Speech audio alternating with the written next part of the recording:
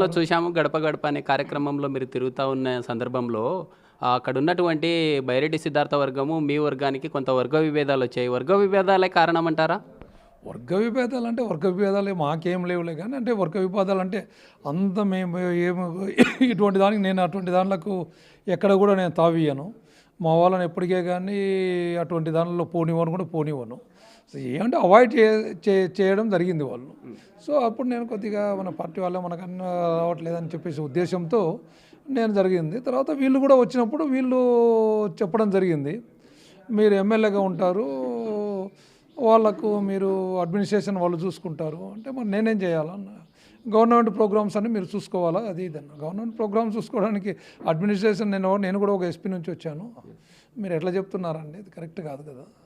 ఎమ్మెల్యేగా నేనుంటూ నా పవర్స్ తీసి వేరే వాళ్ళకి ఇస్తాము, నువ్వు డమ్మిగా ఉండవు స్టిక్కర్ ఎమ్మెల్యేగా అంటే నాకు కాదు.